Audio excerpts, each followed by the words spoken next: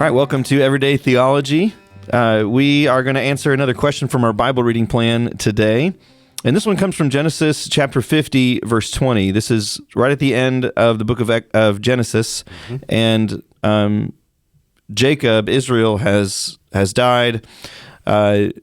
Joseph's whole family, they're living in Egypt. And when their dad dies, their brothers are scared because they think, all right, now that dad has died, Joseph's gonna get us. And he says this in verse 19, but Joseph said to them, do not be afraid, for am I in God's place?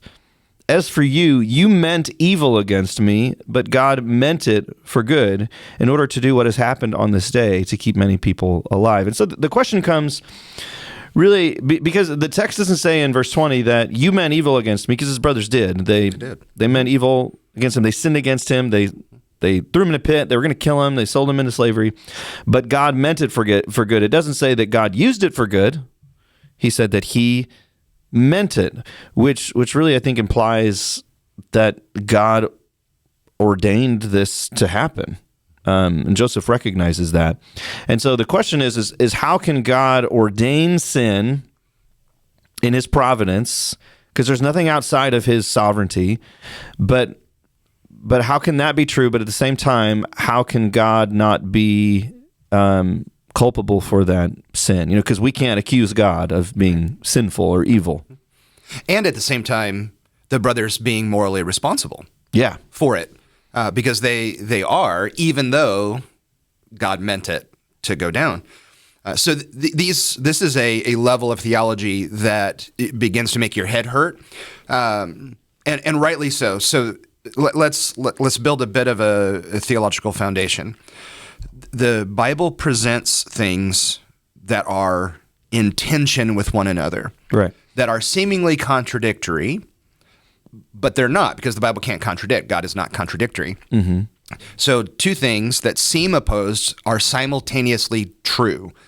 So case in point, God's very nature, the doctrine of the Trinity. Yeah, I was just God gonna say is that.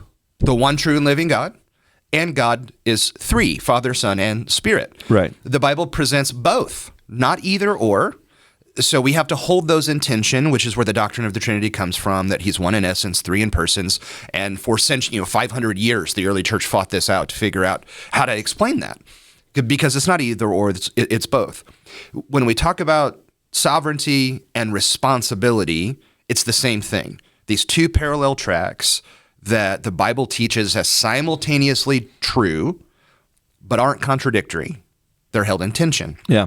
So God, as the sovereign ruler over all creation, has ordained that Joseph's brothers would sin against him, not kill him, but throw him in this pit, sell him into slavery, and that gets Joseph to Egypt. And by Joseph, God saves not just Egypt, he saves Israel, he saves the world. Yeah. God did that, meant it for good, which is Joseph's clear declaration. So one, does that make God responsible for sin? Is he the author of evil? Well, no. The Bible presents that he is perfect and righteous and holy and is not responsible for sin and for evil. That's human responsibility. But the other side of the argument is, how are these brothers then? If God set this up, then the brothers shouldn't be held accountable. That was God's deal, not theirs.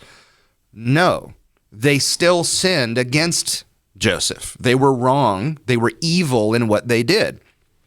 So the Bible presents God sovereignly orchestrates and ordains, and they are also simultaneously responsible for that sin. Yeah. Both are equally true, and God is unstained by that sin. This can be confusing. This can be challenging, because the Bible concerns itself with informing us that these things are true. Yeah. The Bible does not concern itself with telling us how these things are true. It doesn't resolve the tension. It doesn't. For us. And that's okay. And I think that's where a lot of the questions come in, because people think that the tension should be resolved. Yes. And I've kind of gotten to that place in my walk, and encouraged others that, well, using the Trinity as an example, like we're completely fine with going, yeah, I don't really understand that. Yeah, there's mystery involved in this. And so, but this issue, in particular, we want to put it in a package with a nice little bow on and go, all right, I got it figured out. But we need to think of it the same way. Exactly. And so that's helpful. Yeah.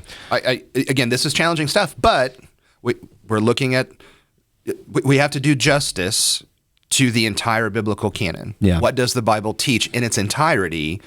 And it's not either or, it is both. So now we have to figure out, how do those two things play together? Yeah. Which is where we land with the tension between divine sovereignty and human responsibility.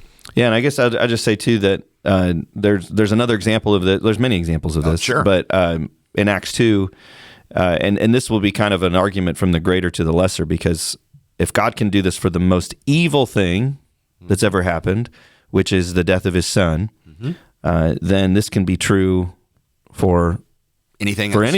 Anything else. And he says in Acts 2:23, Peter's preaching, this man, Jesus, delivered over by the predetermined plan and foreknowledge of God. So this was God's plan for Jesus to be crucified. He says, he accuses them, you nailed to a cross by the hands of lawless men and put him to death.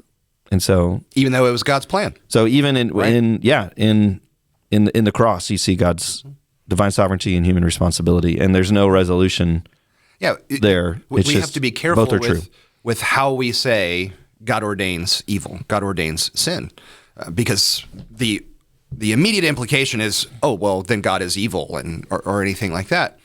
But that's not actually the case. So, I mean, because that's the argument you just made that Peter makes in Acts 2.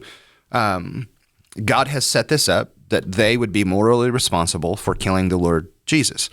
The Bible describes Jesus as the Lamb who was slain before the foundation of the world. So, before the foundation of the world, before creation, Jesus is titled the Lamb who was slain, implying there's going to be sin, and it has to be atoned for.